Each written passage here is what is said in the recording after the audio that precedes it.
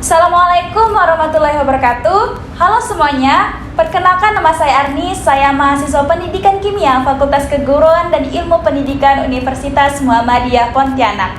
Nah, kali ini saya akan menjelaskan materi tentang identifikasi gugus fungsi metabolit sekunder. Langkah awal yang paling penting dalam penelitian pencarian senyawa bioaktif baru dari bahan alam adalah dengan melakukan identifikasi dari senyawa metabolit sekunder. Identifikasi dibagi menjadi dua, yaitu identifikasi gugus fungsi dan identifikasi senyawa. Untuk melakukan identifikasi gugus fungsi diperlukan alat bantuan, yaitu FTIR.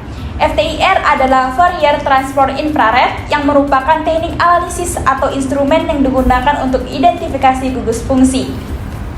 Adapun prinsip kerja spektrofotometer yaitu interaksi antara energi dan materi atau biasa yang disebut dengan fotometri. Maksudnya adalah infrared yang melewati celah ke sampel, di mana celah tersebut berfungsi mengontrol jumlah energi yang disampaikan kepada sampel. Energi IR yang dipancarkan hanya cukup untuk vibrasi saja. Berikut merupakan bagan alat dari FTIR yang menjelaskan bahwa sumber energi IR dipancarkan dari sumber benda hitam dan memasuki interferometer menggunakan laser referensi untuk kalibrasi panjang gelombang yang tepat. Kemudian, sinar IR memasuki kompartemen sampel yang dipantulkan dari permukaan sampel. Setelah itu, sinar diteruskan ke detektor untuk pengukuran akhir, sehingga diperolehlah spektrum IR dari komputer. Nah, sebelum melakukan FTIR, kita perlu melakukan preparasi sampel. Sampel itu dibagi menjadi 4 macam. Yang pertama ada gas, cairan, padatan, dan larutan. Sampel berupa gas dapat dipreparasi dengan cara yang pertama, sampel harus dimasukkan dalam sel gas yang berhadapan langsung dengan berkas sinar.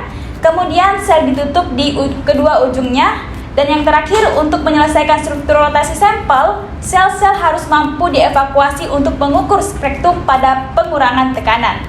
Kemudian, cara preparasi sampel cairan. Yang pertama, sampel cair diambil dan ditempatkan sebagai film yang tipis di antara dua lapis NaCl. Kemudian setelah selesai, segera dibersihkan menggunakan pelarut seperti toluena, kloroform, dan sebagainya. Setelah itu, NaCl harus dijaga tetap kering dan selalu dipegang pada ujung-ujungnya. Kemudian, sampel padatan dapat dipreparasi dengan cara yang pertama, pelet KBr dibuat dengan menumbuk sampel, kemudian ditekan hingga diperoleh pelet. Setelah itu, mulch atau pasta dibuat dengan menggiling sampel bubuk dengan menggunakan mortar. Terakhir, sampel dilapiskan pada kepingan NaCl. Selanjutnya, sampel berbentuk larutan dapat dipreparasi dengan cara sampel dapat dilarutkan dalam pelarut. Kemudian, sel yang kedua berisi pelarut murni ditempatkan pada berkas sinar referensi. Dengan preparasi sampel, selanjutnya kita akan melakukan identifikasi gugus fungsi dengan FTIR, sehingga diperolehlah spektra. Spektra dapat diinterpretasikan menurut data tabel berikut. Yang pertama, tabel senyawa hidrokarbon pada gugus fungsi alkana berada pada rentang panjang gelombang 3000 sampai 2850 dengan mode vibrasi stretching. Kemudian, untuk gugus fungsi alkena berada pada rentang panjang gelombang 3100 sampai 3000 dengan mode vibrasi stretching. Sedangkan untuk alkena dari rentang panjang gelombang 995 sampai 685 dengan mode vibrasi bending alkanes. Selanjutnya, untuk gugus fungsi aromatik berada pada rentang panjang gelombang 3100 hingga 3000 dengan mode vibrasi stretching.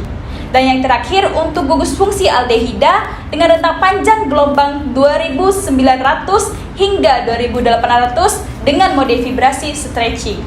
Nah, selanjutnya untuk tabel kedua yaitu senyawa karbon-karbon, di mana pada gugus fungsi alkena di sini berada pada rentang panjang gelombang 1680 hingga 1620 dengan mode vibrasi stretching.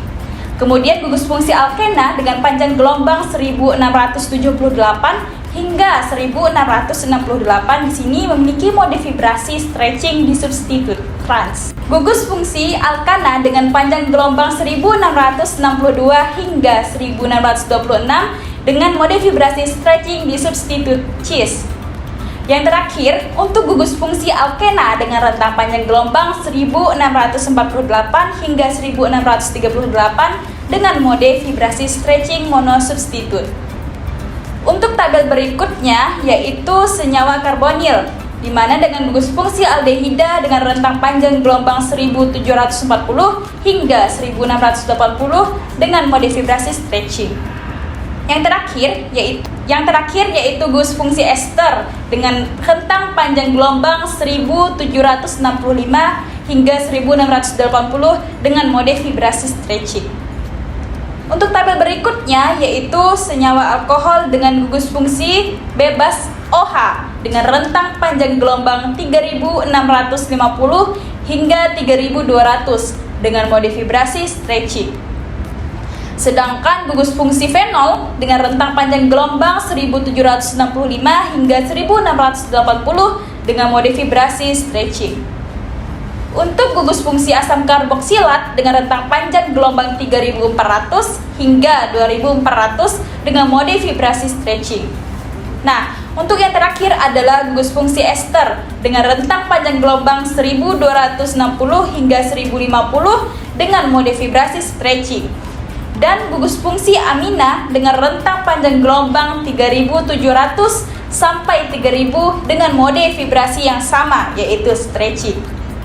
Nah, berikut ini merupakan contoh interpretasi FTIR Premna ceratifolia dari Kabupaten Sintang.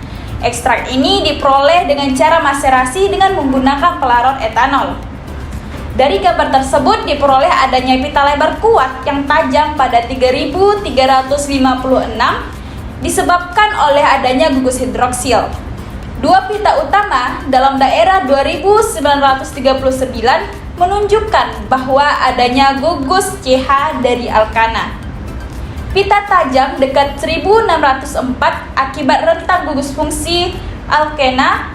Terus ada pita tajam di 1512 hingga 1440 menunjukkan bahwa ini adalah senyawa aromatik. Pada pita serapan 1458 menunjukkan adanya metilen CH3. Senyawa aldehid stretching ditunjukkan pada pita 2877 dengan rentang CH. Sedangkan untuk rentang pita 1381 dengan OH menunjukkan adanya senyawa fenol. Pada ujung gelombang 1257 menunjukkan adanya senyawa eter. Pada gugus fungsi alkena dengan vibrasi bending ditunjukkan pada pita 879. Nah, adapun gugus fungsi yang berhasil diidentifikasi yaitu gugus fungsi hidroksil, alkana, aldehid, karbonil ester, aldehid, CHSP2, CHSP3, alkena, dan CO. Ini menurut penelitian Hadiarti tahun 2021. Dan ada juga selain itu diperoleh gugus fungsi OH dengan mode vibrasi stretching, NH dengan mode vibrasi bending, alkana dengan mode vibrasi bending, amina aromatik dengan mode vibrasi stretching, dan amina dengan mode vibrasi stretching. Hal ini berdasarkan penelitian oleh Solihin, Muhaimin, dan Latif tahun 2022. Mungkin sekian dulu penjelasan singkat dari saya mengenai identifikasi gugus fungsi metabolis sekunder. Semoga bisa ketemu di lain kesempatan. Assalamualaikum warahmatullahi wabarakatuh.